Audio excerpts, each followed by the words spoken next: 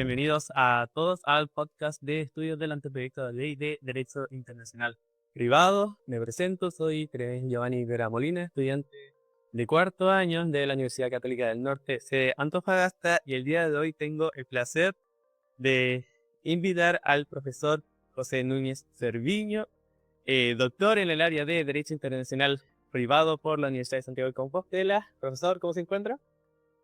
Muy bien, Jeremías, muy buenas tardes y muchas gracias por invitarme y por participar en este podcast, que es un placer estar aquí contigo y con los organizadores, que una vez más eh, se toman la molestia de preparar estas iniciativas tan interesantes a efectos de divulgativos principalmente.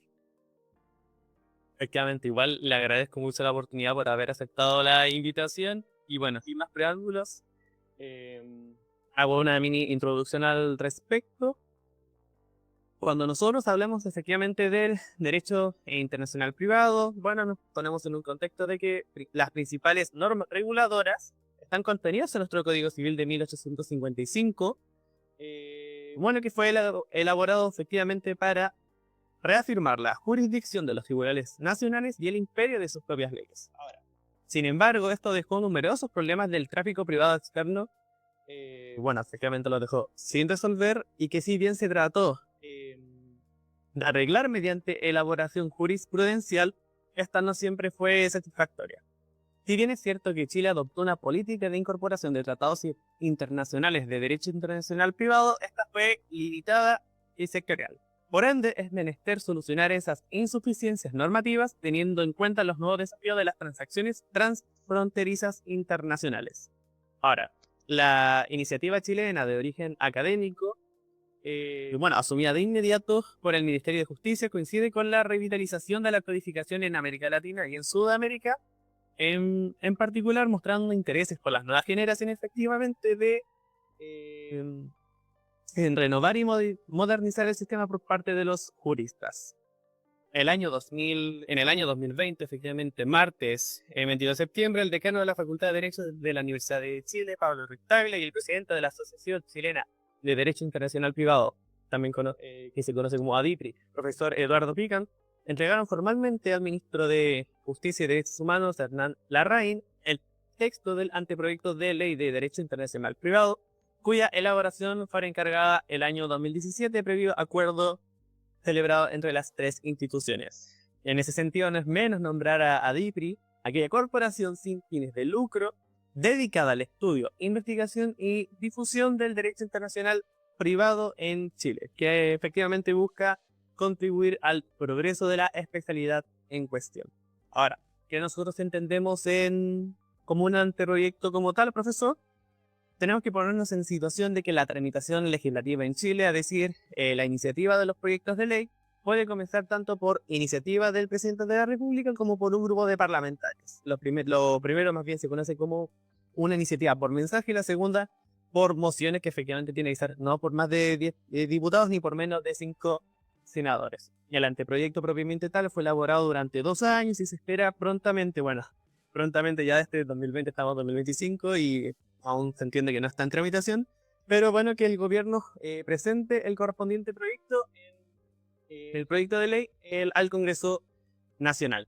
Ahora, se ha escogido este texto efectivamente porque es bastante rico en materia de derecho internacional privado, y usarlo efectivamente uno puede leer día a día. En mi caso, cuando yo me tocó leerlo, lo encontré fascinante, estupendo. Tiene muchas disposiciones de distintas áreas del derecho. Bueno, efectivamente todo lo que son las ciencias jurídicas están interconectadas. Creo personalmente que ayudaría a fomentar la discusión en esta área. El trabajo que efectivamente hicieron los académicos se plasma bastante bien en él. Y bueno, acá la discusión efectivamente, como lo haremos ahora con las perspectivas españolas, espero que les sirva a quienes estén oyendo del podcast de la coordinación. En ese sentido, profesor, vamos a comenzar con las preguntas de contextualización del derecho internacional privado. En ese sentido, nosotros bien sabemos que el derecho internacional privado es aquella rama o disciplina de nuestro derecho internacional que busca regular aquellas relaciones privadas que presentan elementos de extranjería relevantes. Y bueno, precisamente con eso se diferencia del derecho internacional público, que regula las relaciones entre entidades estatales y organizaciones internacionales. Volviendo con el área privada. Esta trata cuestiones como, por ejemplo, cuál es el tribunal competente para conocer de un asunto y la ley competente aplicable para solventar la eventual controversia. ¿Podría mencionarnos algunos ejemplos de esas cuestiones y además, cuáles son los conflictos más habituales en la práctica de esta materia? Bueno, pues retomando un poco la contextualización que has hecho, efectivamente, este proyecto es amplio. Intenta abordar mayormente todas las áreas de derecho privado desde la perspectiva internacional. Entonces, efectivamente, a cualquier conflicto, a cualquier problema que se plantee en esta área, la ley debería dar una respuesta. Le iremos viendo que en algunos aspectos es más detallada, en otros menos. Comentaremos algún defecto que, en mi opinión, eh, tiene por omitir ciertas materias, ciertas cuestiones específicas, pero en general efectivamente aborda cualquier problemática. La cuestión es que esos conflictos que se dan a diario, porque cada día más la sociedad, la economía está altamente internacionalizada, son muy numerosos, tantos como relaciones particulares que nos podamos imaginar en las que haya un elemento de internacionalidad. Es casi cualquiera. En ese sentido, quizá el ámbito más tradicionalmente asociado a lo internacional en el derecho privado es la contratación. Tradicionalmente era un área que ya trascendía fronteras desde tiempos pretéritos, antigua básicamente, y mantiene esa idea. Sin embargo, es cierto que se trata de un área que para el ciudadano medio no está en contacto diario con su ámbito vital.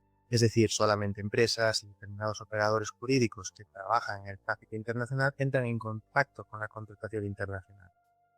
Un consumidor ocasionalmente puede hacerlo, pero no es lo más normal.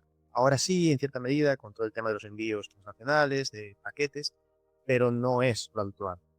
Para ese ciudadano medio del que hablamos, el ámbito quizá que más relevancia tiene dentro del derecho internacional privado es el de la persona o la familia. Cada vez más, repito, por esa mayor internacionalización de la sociedad. Las migraciones, la cada vez más habitual múltiple nacionalidad de algunos particulares, hace que cada día más podamos encontrar con una custodia de un menor cuyos padres, su padre y su madre están en estados diferentes, o bien un divorcio, en el cual los todavía cónyuges ya habitan en naciones diferentes. Entonces ahí nos podemos encontrar realmente con una relación privada en la que existe un elemento de internacionalidad que justifica reconducirla al área del derecho internacional privado y consultar, en el caso chileno, si se aprueba esta norma, los términos que introduzca.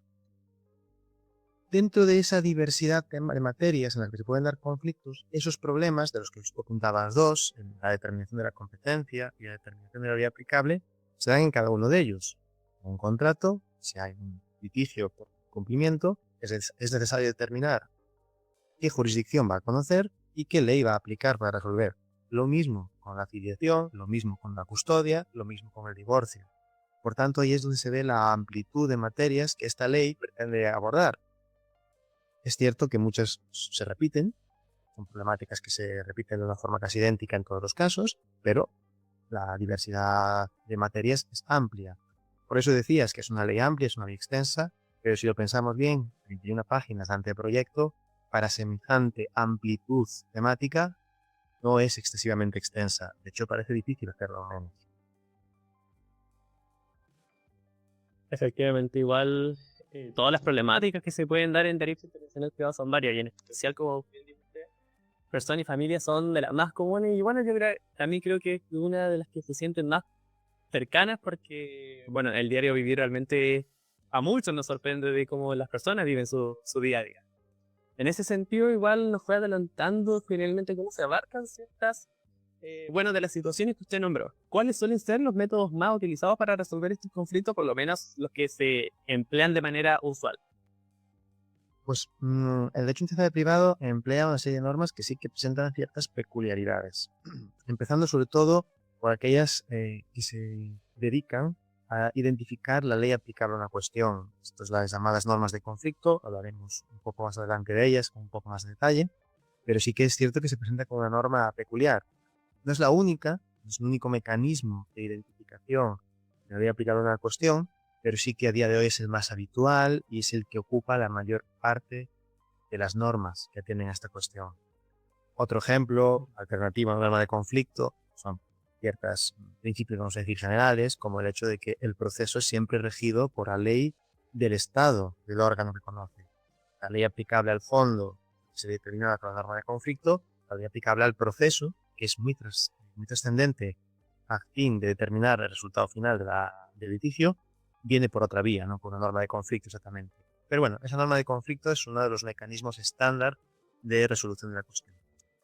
En el ámbito de la competencia, el otro que habíamos comentado hace unos instantes, las normas sí que no presentan tanta peculiaridad. Se parece más a una norma procesal ordinaria, norma similar a la que determina la competencia interna en un Estado para un determinado litigio. La diferencia, claro, y a ver, involucrados elementos internacionales, esa norma tiene unas características diferentes. Pero la mayor peculiaridad que presentan es que muchas de ellas ya vienen dadas en instrumentos internacionales o multilaterales, como los que antes comentabas, que ha suscrito Chile.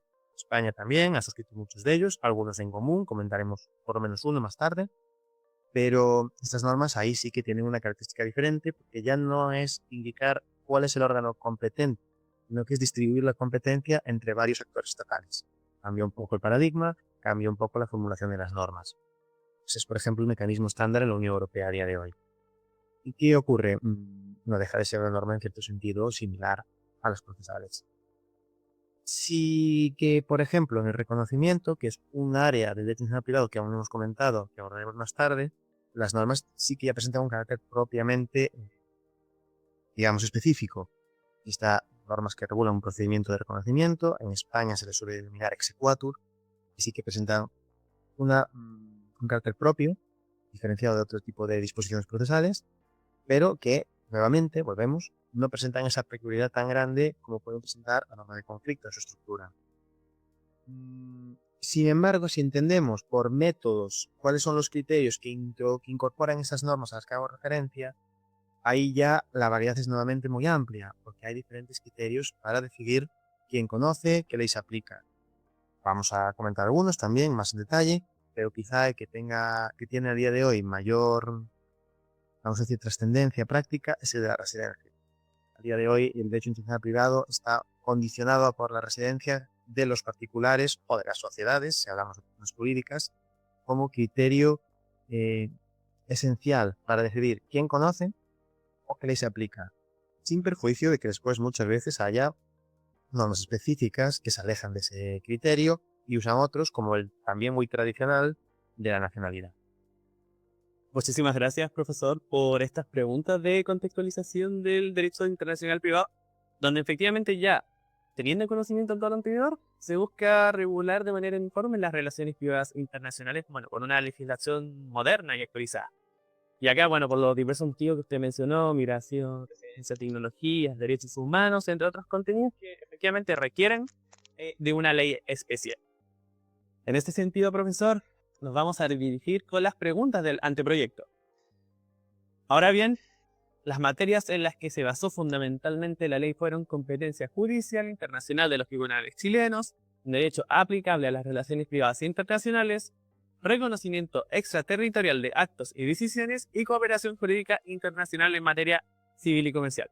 Bueno, además trata en su título primero de normas generales a la ley, es decir, a modo ejemplar, el ámbito de aplicación, sobre los tratados internacionales, cuáles son las materias excluidas, o por ejemplo el artículo 4 que nos menciona las definiciones importantes al ámbito internacional privado. En ese sentido vamos a comentar vamos a hacer mención de algunas temáticas del eje, consultar su opinión al respecto. Comencemos primero que todo con el título tercero, que trata la cuestión de la competencia judicial internacional de los tribunales chilenos. A los tribunales chilenos les corresponderá el conocimiento de los asuntos judiciales que se promuevan dentro del territorio de la República con arreglo a lo establecido en los tratados internacionales ratificados por Chile que se encuentren vigentes y a lo previsto en la presente ley.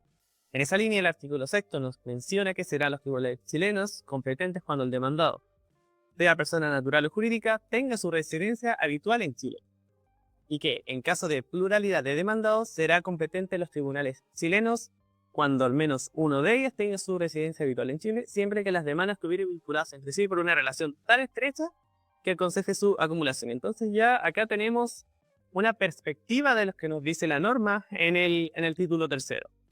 Y acá es donde viene mi pregunta. ¿Qué ejemplos de lo anterior podemos mencionar cuando la ley menciona una relación tan estrecha que consiste su acumulación? ¿Qué relación guarda este concepto con el artículo 12 que habla sobre la independencia internacional? Acá tenemos que poner bueno, en el plano de que los tribunales chilenos podrán suspender el procedimiento iniciado en Chile cuando se acredite que ante autoridades judiciales extranjeras se ha iniciado con anterioridad entre la misma parte un procedimiento con idéntico objeto y causa a pedir y esta se encuentra pendiente de tramitación. ¿Qué nos puede decir de aquello? Bueno, pues comenzando con la formulación básica del artículo 6 del título segundo que tú acabas de leer, ya vemos la preeminencia de la residencia como norma general para determinar la competencia. Los tribunales chilenos, dice este anteproyecto, serán competentes cuando la persona jurídica o persona física demandada resida en Chile. La idea de la acumulación viene tras esto. Es decir, si tenemos varios sujetos que pueden ser demandados en un mismo proceso, si uno de ellos reside en Chile y por tanto cabe que haya competencia de los órganos jurisdiccionales chilenos, se podría traer la competencia respecto de los demás potenciales demandas. Esa es una idea, la de la acumulación. La de la dispendencia sí que puede guardar cierta similitud, pero es una cuestión diferente. Ya no hablamos de acumular ante un mismo órgano procesos, un proceso ante diversos sujetos, sino de que cuando hay un proceso idéntico en dos estados diferentes. Es decir, en Chile se demanda a por una cuestión contractual y por la misma cuestión contractual es demandado a Argentina. No es lógico permitir que ambos procesos lleguen a término y tener dos sentencias potencialmente contradictorias, una chilena y una argentina.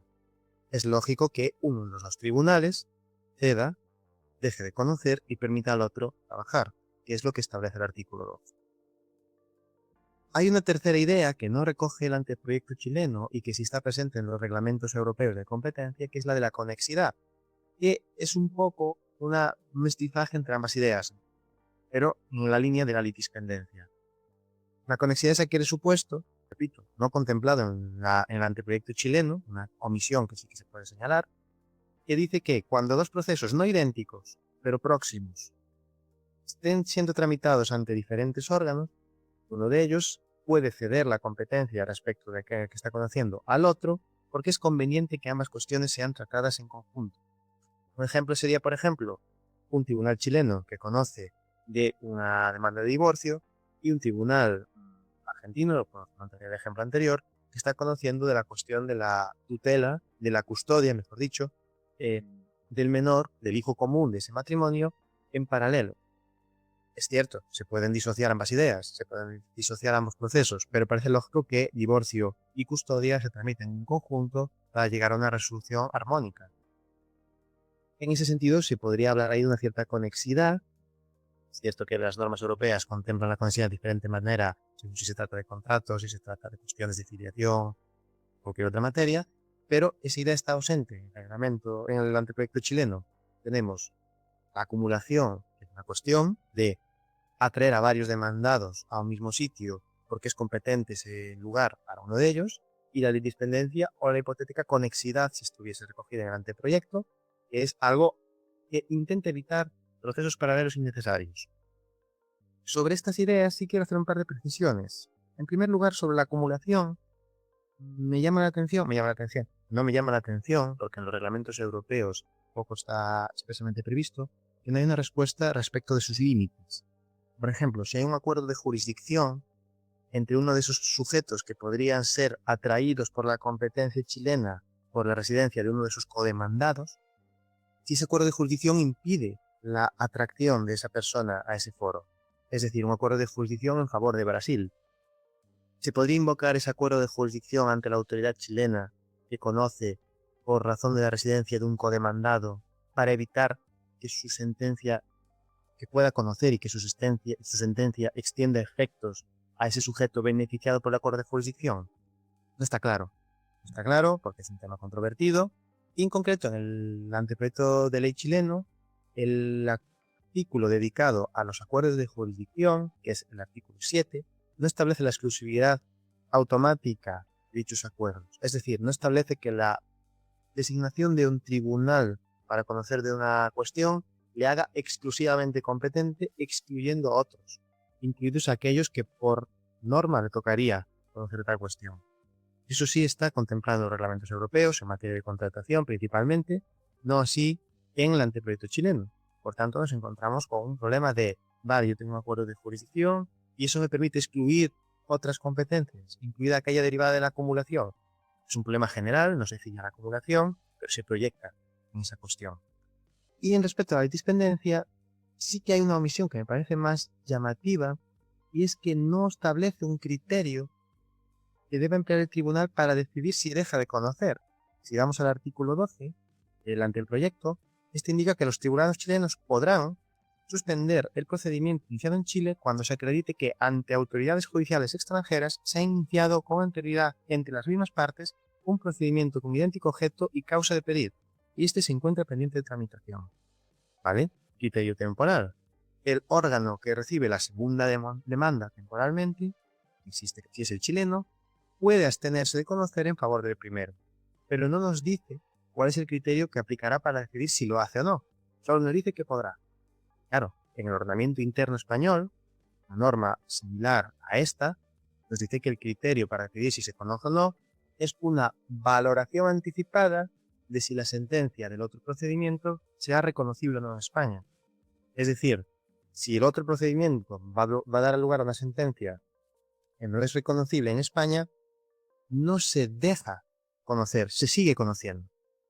¿Por qué? Porque se va a dictar una sentencia en el extranjero que no va a tener efecto en España. Entonces, esa ausencia de un criterio evidente para que los tribunales chilenos decidan si suspenden o no, me parece llamativa. Es evidente que los tribunales pueden o no suspender. La formulación del anteproyecto es que los tribunales chilenos podrán, pero no nos dice qué ratio van a aplicar para tomar esa decisión. Creo que esto sí que es una omisión, que si la tramitación de la ley transcurre de una forma, digamos, ordinaria, sería necesario subsanar, necesario o aconsejable, por lo menos. Porque sí que introduce cierta, digamos, inseguridad y obligaría a una, digamos, matización jurisprudencial de la cuestión. Me parece fascinante todo lo que va a mencionar, en especial cuando nos mencionaba esta tercera idea. Bueno, en el ámbito europeo ya se encuentra más desarrollada y no viene así anteproyecto de ley. También, efectivamente, en términos de economía procesal, parece interesante, efectivamente. Bien mencionó el caso de, el caso que podría ser con Chile y Argentina en materia de divorcio. Y también nos mencionó efectivamente el artículo 7, el artículo siguiente de este título tercero, que nos habla sobre acuerdos de elección de foro y sumisión. Que efectivamente las partes podrán acordar someter a la jurisdicción de los tribunales chilenos extranjeros de manera establecida las controversias que hayan surgido o puedan surgir respecto de una determinada relación privada internacional, contractual o no contractual. Y ahí, se hicieron las exclusiones respectivas de los tribunales chilenos. Ahora bien, hay ciertas materias que siempre tienen que ver los tribunales chilenos o cuando se trata de cuestiones o derechos susceptibles de disposición. Por ejemplo, tenemos el caso de los derechos reales y posesión sobre inmuebles que está efectivamente en Chile, como también la validez o la vigencia de los derechos de propiedad intelectual o de derechos de propiedad intelectual registrados en Chile. Y aquí es donde yo le quiero preguntar, ¿podría mencionarnos por un lado casos al respecto de los inmuebles que puedan ser objeto de materias de derecho internacional privado y cómo además sería el rol de los conservadores de bienes raíces? Acá nosotros prácticamente tenemos un plano, conocemos cómo funcionan los conservadores de bienes raíces en Chile y todo el sistema que nosotros manejamos con todos los registros prácticamente. Bueno, también se nos puede hacer mención a los bienes del área de propiedad intelectual, que encuentro que a día de hoy es un área que fascina porque la encontramos en todas partes, en comparación efectivamente con la legislación española. Has citado la competencia exclusiva más clásica, que es, más clásica, una de las más clásicas, que es aquella en materia de derechos reales. A ver, es lógico que respecto de un inmueble ubicado en un determinado estado, sean los tribunales de dicho estado los que tomen decisiones, porque el principio de territorialidad en materia de propiedad sobre inmuebles está muy arraigado. Es decir, un inmueble tiende a estar registrado. En el caso español tenemos el registro de la propiedad, en el caso chileno tenéis los conservadores de bienes raíces. Entonces es obvio que para evitar conflictos en algo tan asociado al territorio, sean los propios tribunales de ese territorio los que conozcan. Sin embargo, me preguntas en concreto en materias en las que los derechos reales en el derecho internacional privado pueden tener relevancia. Y hay una muy asociada, que es la materia contractual. Y es que no es en puridad una cuestión de derechos reales, pero sí muy cercana. Porque la propiedad, por ejemplo, se transmite a través de una compraventa. Es lo más usual. Entonces, en ese aspecto, tenemos un punto de conexión entre ese ámbito claramente exclusivo del derecho real y un ámbito más asociado o más propio, que más habitualmente hay en la materia de internacionalidad, que es el de contratación. En esos supuestos hay que disociar ambas cuestiones y preservar la exclusividad respecto de la cuestión real y someter a las normas ordinales de competencia, que comentábamos antes, las contractuales. Claro, eso puede complicar un poco la ecuación en ciertos escenarios, pero se podría simplificar diciendo que la validez del contrato, el cumplimiento del contrato, está por las normas ordinarias de competencia, mientras que la transmisión del derecho de propiedad que se deriva de ese contrato se valora en atención se valora, queda sometida a la competencia exclusiva de los tribunales del lugar en el que se encuentra. Había ahí, digamos, una cierta conexión. Más llamativo me resulta, ya hablaremos después, en sede de reconocimiento, una omisión respecto de cómo, digamos, los conservadores de bienes raíces ejercen el control de la transmisión de propiedades en el extranjero. Se puede dar a través de un contrato, por ejemplo, pero después proyecta su efecto en Chile, porque el inmueble está en Chile. Y ahí hay una omisión que ya comentaremos un poquito más en detalle. Respecto de la segunda cuestión, la de la propiedad intelectual e industrial, no es un tema que yo controle en exceso, pero no creo que vaya a ser excesivamente problemático. Suele estar vinculada a una competencia exclusiva, porque evidentemente si se pide o si se, digamos, interpone una demanda, se entabla un procedimiento judicial en torno a la, digamos, garantía de un derecho de propiedad intelectual, el lugar en el que dicho derecho de propiedad intelectual ha sido vulnerado o se pretende preservar es determinante. Porque cada país tiene sus normas de propiedad intelectual, sus criterios, sus plazos, que es algo que sí que divergen entre diferentes países. Por lo tanto, es lógico reconducir esa cuestión a los órganos del lugar en el que se pretende la protección. Razonable. Sin embargo, no es un problema especialmente complejo a día de hoy, porque a nivel internacional las cuestiones de propiedad intelectual e industrial están muy estandarizadas, están muy homogenizadas. Existen dos convenios de más de un siglo de antigüedad, ambos, no recuerdo mal ahora las fechas, uno dedicado a la propiedad intelectual y otro dedicado a la propiedad industrial, que han establecido dos criterios generales de gestión de la cuestión y, por tanto, es un problema más teórico que práctico. La competencia exclusiva de los tribunales del lugar en el que se pretende la gestión está bien asentada, la norma aplicable es otra cuestión, pero también está bien asentada, y por tanto nos encontramos con que no hay un auténtico conflicto. Sé que es una norma que ha introducido dentro del proyecto que va a funcionar perfectamente. Muchísimas gracias, profesor. Con la introducía tanto de derechos reales como de propiedad intelectual. Y efectivamente, como bien mencionó, una área clásica para la que se suele ver bastante en derechos reales es la propiedad, y de hecho también me parecía bastante curioso porque generalmente como uno estudia acá en nuestro sistema chileno, nosotros vemos que en este contexto legal lo que es el título y el modo para efectivamente la adquisición de este derecho real. Y que en materia internacional realmente se me hace bastante llamativo. Bueno, ahora, por favor, continuemos con el derecho aplicable. También sale en el título tercero. Haremos una breve intervención. Nos vamos a desplazar al artículo 16, que nos habla sobre la aplicación e interpretación del derecho extranjero. ¿En qué contexto? Cuanto a los jueces y autoridades chilenas, cuando así lo determinen las normas de conflicto chilenas, estarán obligados de oficio a aplicar el derecho extranjero tal como lo harían jueces u órganos administrativos del Estado cuyo ordenamiento este pertenece. El derecho extranjero que rija la relación internacional se aplicará aunque esté contenida una disposición de derecho público del Estado al que pertenece. Y acá efectivamente usted ya nos mencionó, un gran plano efectivamente de las normas de conflicto, pero queremos ahondar incluso aún más en aquellas. ¿Cómo funcionan específicamente las normas de conflicto en el derecho internacional privado? Bueno, como bien dices, el artículo 16 nos dice de forma correcta, de forma actual, en el derecho de otros estados, que el derecho extranjero se aplica como si fuese derecho propio. La cuestión es, efectivamente, cuál es el derecho extranjero a aplicar, y ahí entra la norma de conflicto, que no necesariamente nos lleva a un derecho extranjero, puede llevarnos al derecho chileno. Puede decirnos que a esta cuestión internacional le corresponde la aplicación del derecho chileno. ¿Cómo funciona? Pues, como decía antes, una norma muy sencilla, aparentemente, pero de una gran complejidad, que liga un supuesto de hecho a un determinado criterio que lo conecta con una realidad nacional, una realidad legal, jurídica, mejor dicho, que es la que determina y es la cuya ley se va a aplicar. O, por ejemplo, podría establecerse que la ley aplicable a la filiación, que tenemos un supuesto de hecho, la filiación, es la del lugar de nacimiento del menor.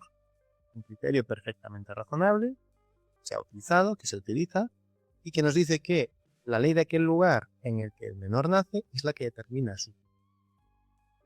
Es aparentemente simple la estructura, como señalo, pero presenta muchas complejidades en ciertos aspectos. Por ejemplo, efectos de calificación, y es que cada país establece sus normas de conflicto, pero después debe proyectarlas respecto de realidades extranjeras.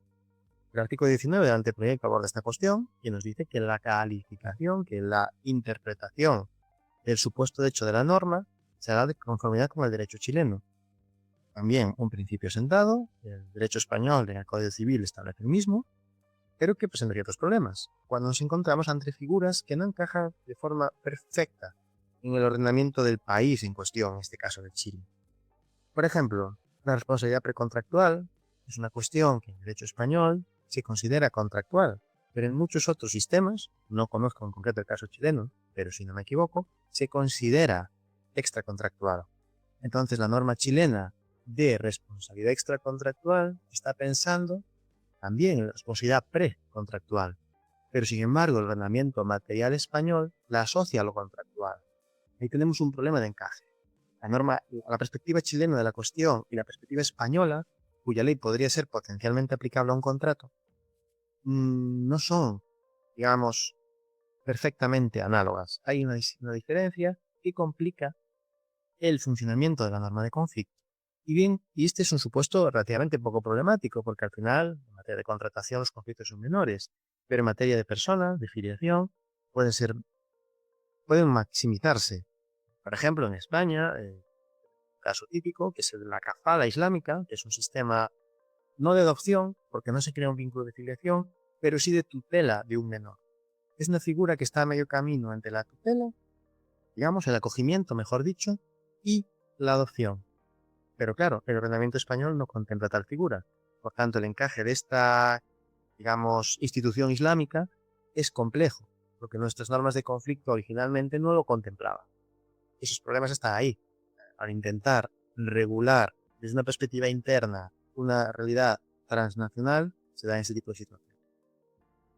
A mayores se suman otros problemas, y es que las normas de conflicto son normas de ordenamiento ordinarias, a pesar de sus peculiaridades.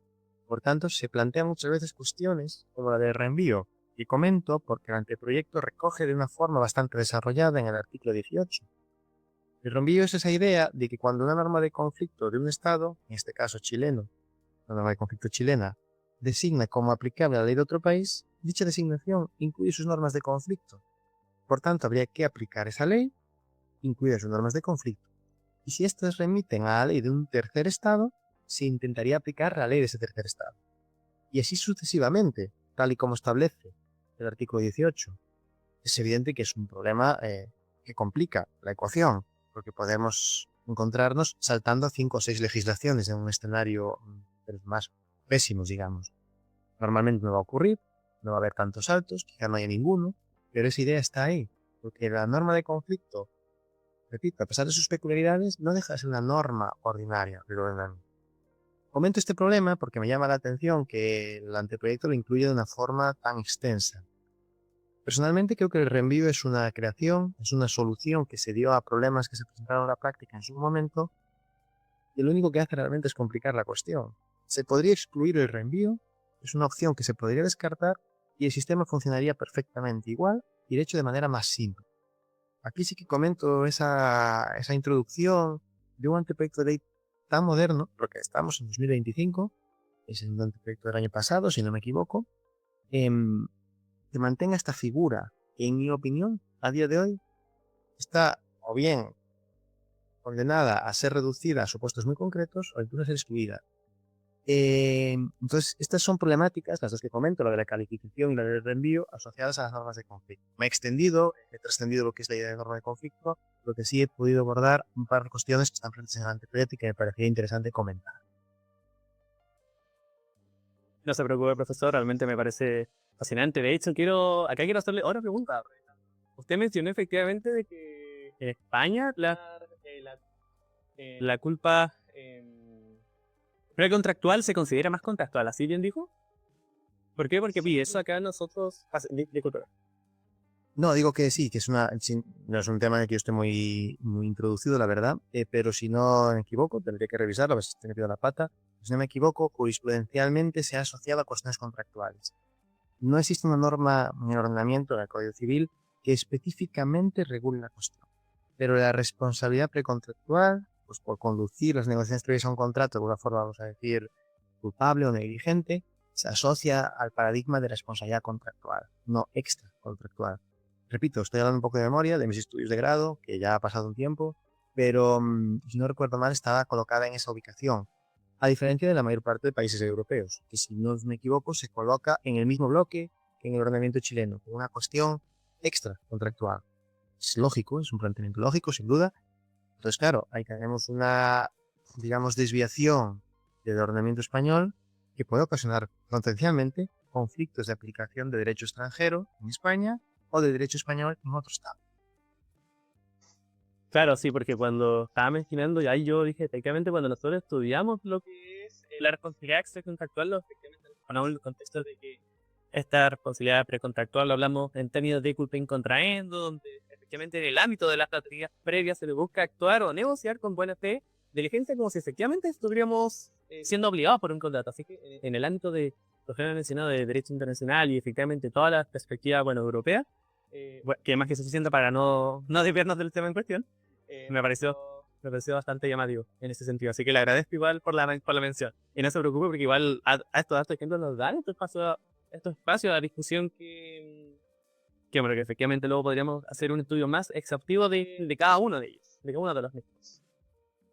Bueno, profesor, en ese sentido, ya para volver al derecho internacional que continuemos desde estos principios general. El anteproyecto establece normas de conflicto específicas para cada materia. Por ejemplo, el capítulo 10 nos habla sobre contratos internacionales, le indico el artículo 51 sobre internacionalidad del contrato. Bueno, efectivamente nos da una explicación de a qué nos referimos cuando un contrato será internacional y bueno, cuando es celebrado entre partes con residencia habitual o establecimiento en estados diferentes o aquel que tiene vínculos objetivos relevantes con más de un estado. Acá también se hizo mención a lo anterior. Estos últimos pueden ser el lugar de su celebración, el del cumplimiento sustancial de alguna de sus obligaciones o la ubicación de los bienes objetos del contrato. Sin perjuicio de lo anterior, el contrato que no tenga vínculos objetivos con más de un estado no podrá ser internacionalizado por la sola voluntad de las partes. El artículo siguiente nos dice entonces que el contrato internacional se rige por la ley elegida por las partes, tanto para una parte para el total del contrato o diferentes leyes para diferentes partes del contrato. Y esta última parte, bueno, lo que ya valga la redundancia, el derecho de contrato, me parece bastante interesante porque ¿qué le parece a usted este sistema? ¿Por qué pregunto? ¿Cómo funciona la separación que se realiza en los contratos para que una ley sea aplicable o tenga una cláusula con normativa distinta, con normativa aplicable distinta? Entendiéndose además que, bueno, pueden ser normas de derecho, costumbres o principios aceptados a nivel internacional, supranacional o regional, salvo que, bueno, claramente haya prohibición expresa con, bueno, principios del derecho como tal. ¿Qué cree usted, profesor? Bueno, yo creo que ese sistema, al menos desde una perspectiva europea, que yo es la que conozco, estándar a día de hoy. La idea de una amplísima libertad de pacto de las partes del contrato y, en su defecto, una serie de criterios objetivos para determinar la ley aplicable en defecto de dicho pacto. Es un sistema que yo creo que funciona bien, sobre todo en el ámbito de la contratación empresarial, en la cual las partes, por norma, suelen introducir ese tipo de cláusulas.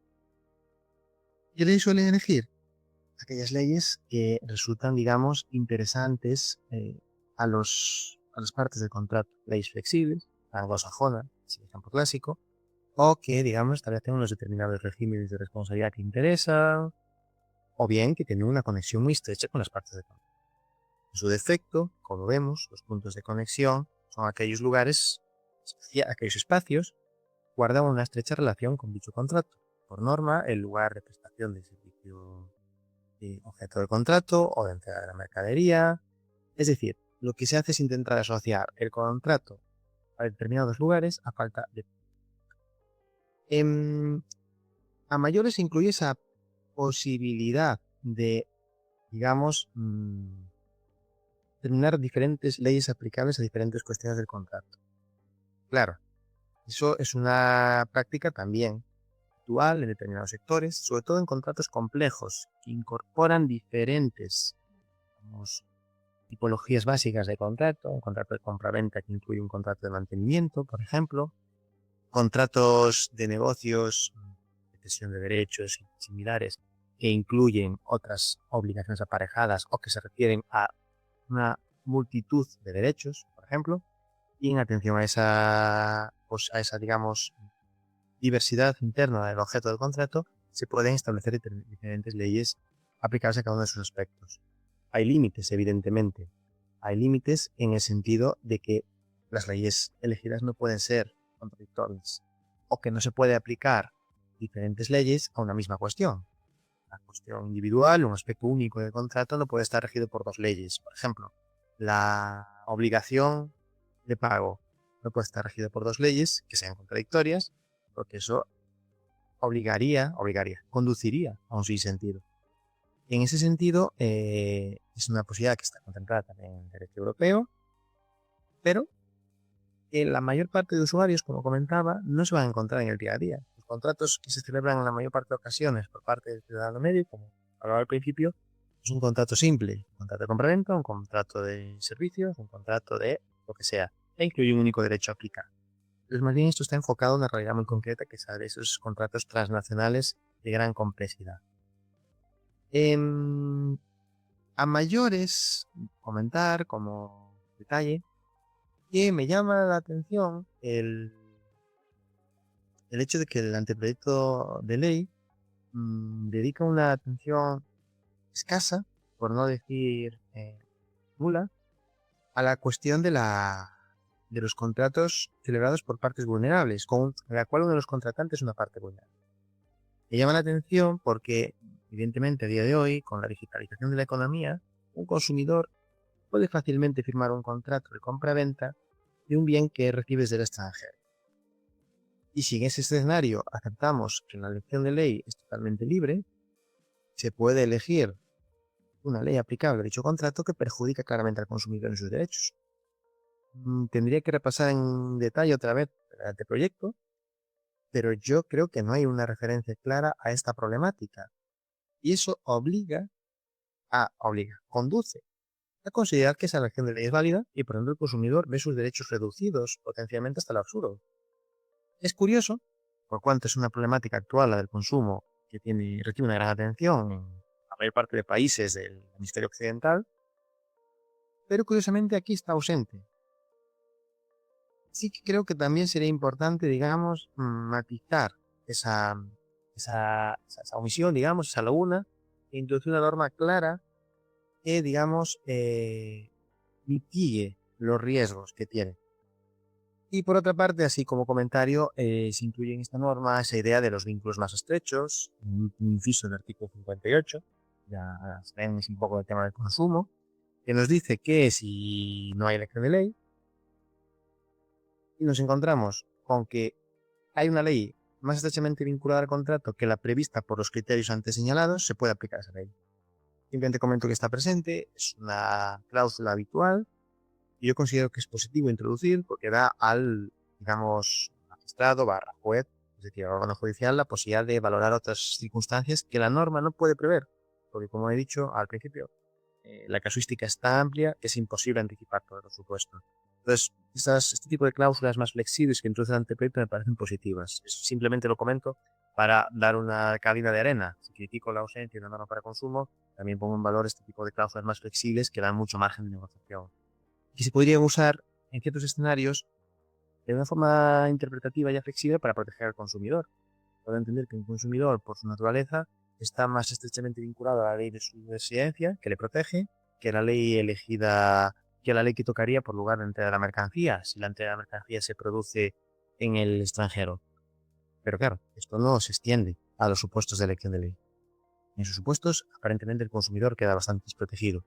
Entonces, básicamente, me parece un sistema razonable, correcto, pero tiene alguna misión, concretamente la de consumo o la de otro tipo de contratos en los que hay una parte vulnerable, que me parece que habría que mitigar o que habría que paliar. Profesor, de hecho, eh, me ayuda a ingresar, por ejemplo, en este tema de lo que es el ámbito comercial. Por ejemplo, nosotros hallamos bien, bueno, ya los bien conocidos principios de Detroit, que efectivamente están aplicables bajo, bueno, lo que ya mencionamos, economía de la voluntad y la ley mercatoria, entendiéndose en este contexto de contratos comerciales internacionales como principios que, no vinculantes, busquen armonizar el derecho contractual a nivel mundial. Así que acá yo le quiero preguntar igual, ¿usted cree que este anteproyecto de ley podría facilitar un carácter vinculante a los respectivos principios de cuestión?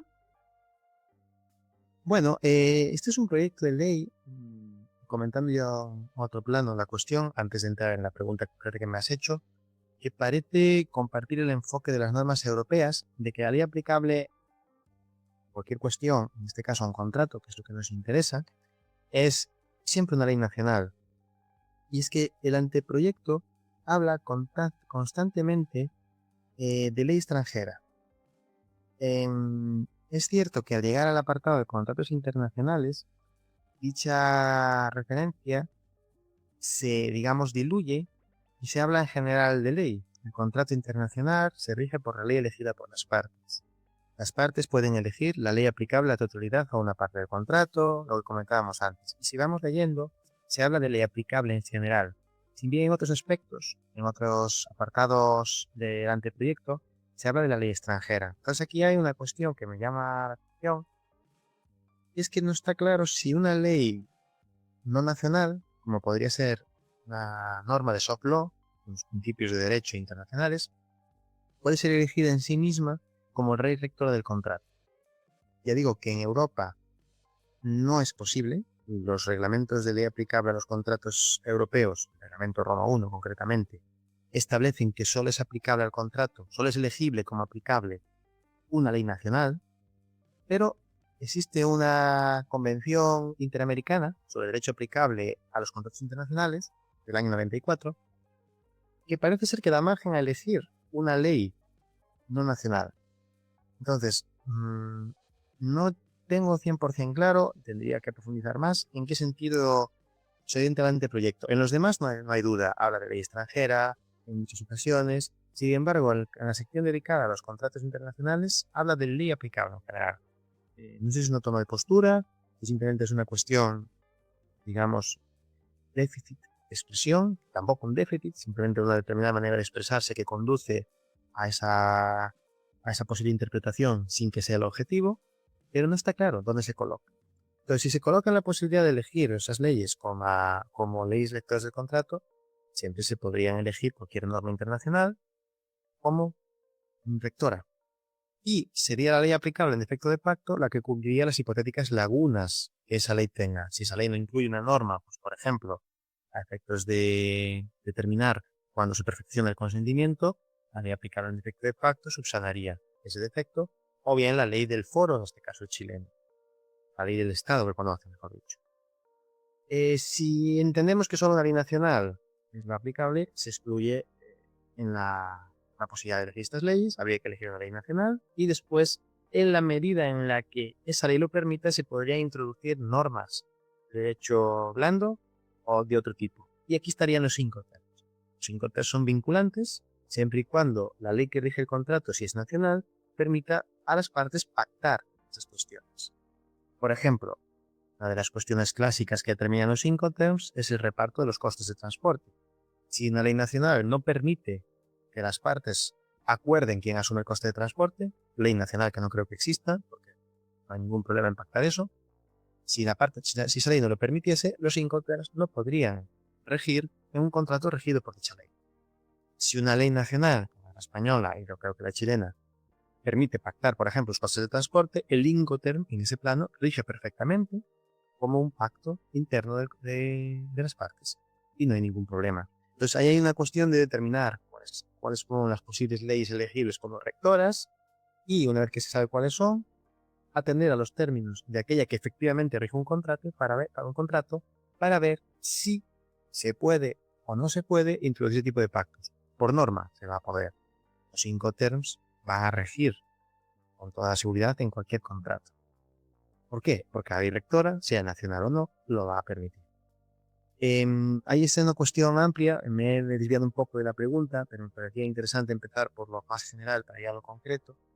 Pero, como digo, la conclusión es, en la medida en que la ley rectora del contrato lo permita, los Incoterms, la lex mercatoria, se puede introducir como pacto entre las partes. La cuestión aquí para mí es si el anteproyecto chileno contempla la posibilidad de elegir directamente, por ejemplo, unos determinados principios, como los principios UNIDOA, como rectores de un contrato. Ya digo, el derecho europeo es no exclusible, pero la Convención Interamericana parece dar cabida a esa posibilidad. Así que estaría bien también en la tramitación legislativa del anteproyecto que se clarificase esa cuestión. Acá efectivamente cuando nosotros hablamos de, bueno, viéndose en el contrato de transporte, lo que es el marítimo y el aéreo, tiene gran relevancia lo que, bueno, lo que es la normativa y la autonomía de la voluntad que pueden tener las partes para llevar a cabo el contrato.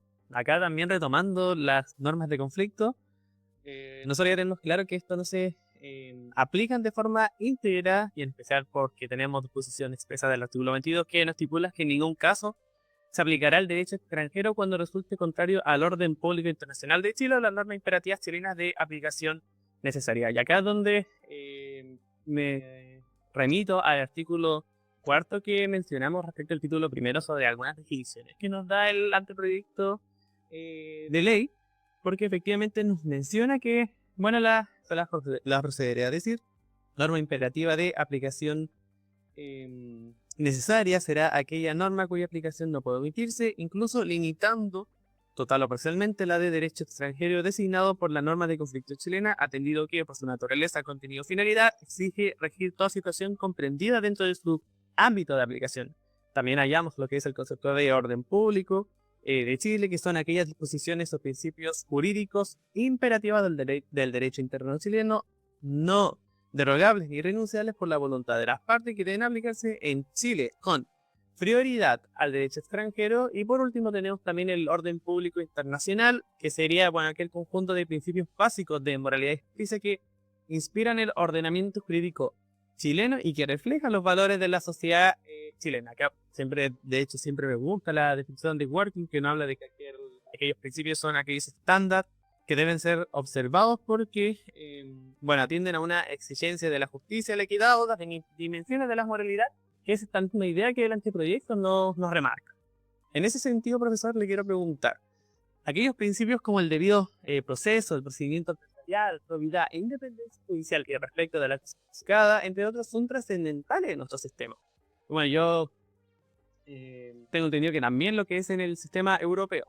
También hablamos, por ejemplo, del derecho a ser oído. Acá creo que esto realmente toma gran relevancia, como ahora luego nos vamos a remitir con lo que es el interés superior de los niños, niñas y adolescentes.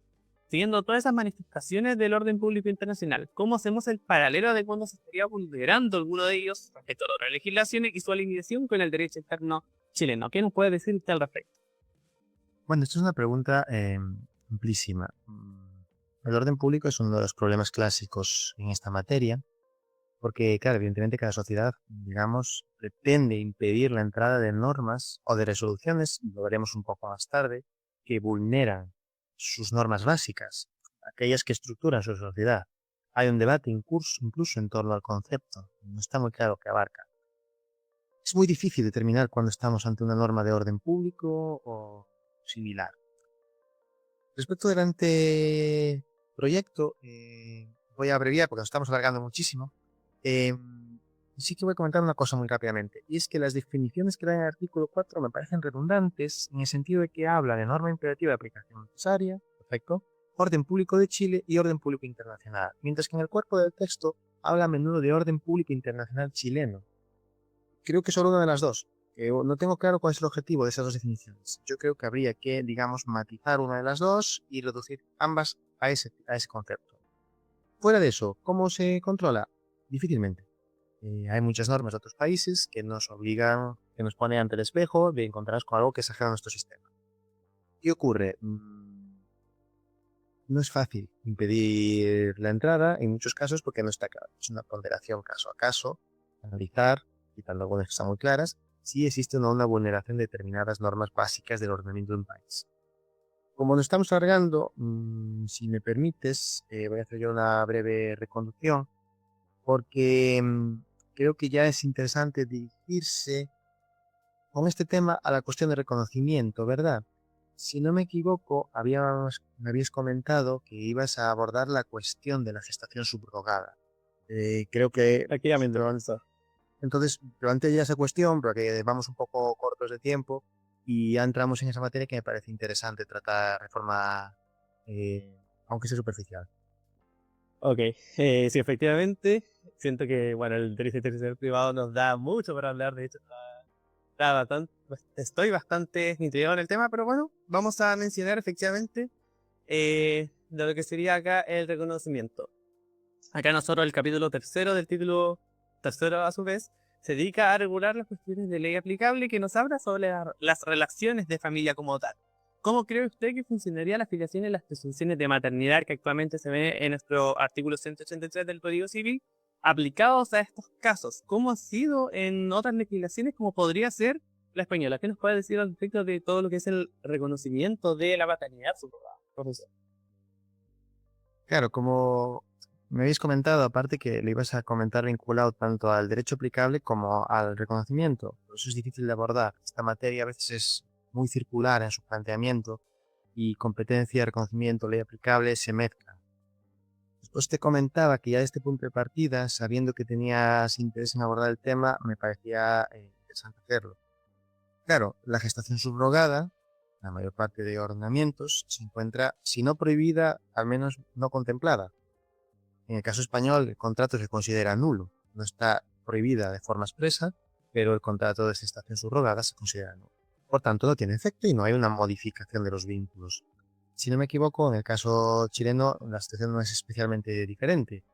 Entonces, el problema que nos planteamos no es tanto de si se puede o no se puede celebrar un contrato de gestación subrogada que tenga una ley rectora válida, en este caso en Chile, sino si se hace en un país que sí le da validez, Estados Unidos, por ejemplo, si es posible traer esa gestación subrogada. Esa gestación subrogada no se trae un vínculo de filiación derivado del contrato a un país que no lo contempla, como puede ser Chile o como puede ser España.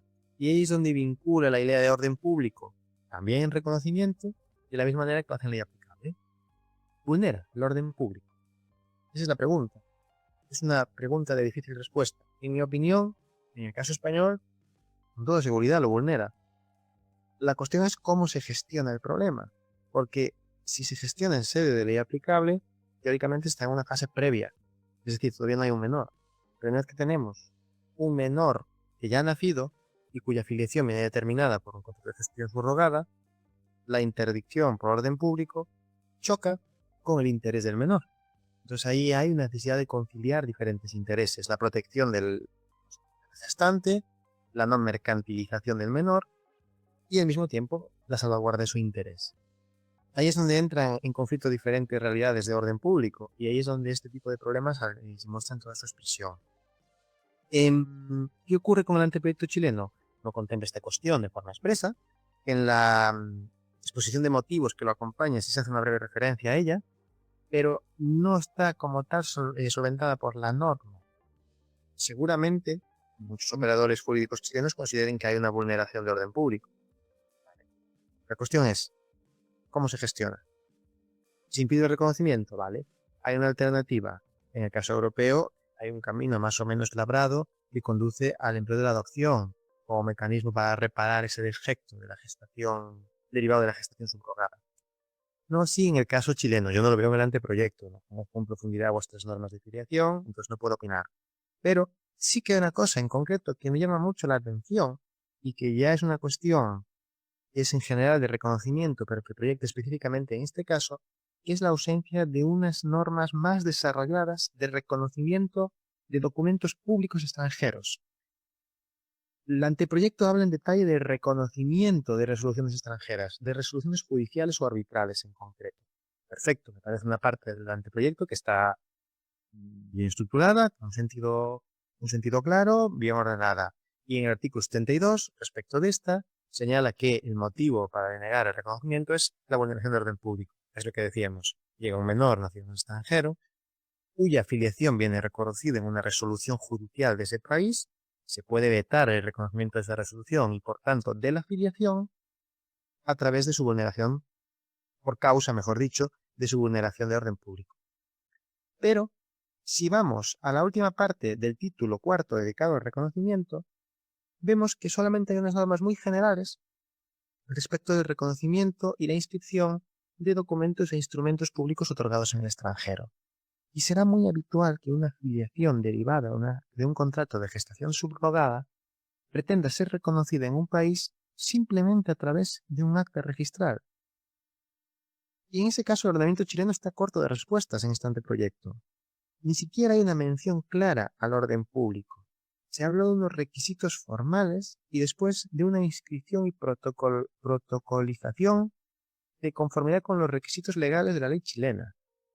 Se puede entender que el orden público está ahí, en cierto sentido, pero expresamente no se dice y parece estar pensando más en cuestiones de forma y de procedimiento que en cuestiones de ese carácter.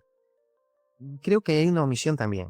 Creo que estaría bien introducir un control de orden público de forma expresa en esta materia, porque si no se llegaría a la situación surrealista de que el menor cuya gestación subrogada está recogida, cuyo vínculo derivado de gestación subrogada viene reconocido en una sentencia, se encuentra con que no va a ser reconocida dicha afiliación en Chile porque es una sentencia y hay control de orden público. Cuando en el capítulo dedicado a los actos registrales no hay tal control de forma expresa y por tanto podría ser reconocido.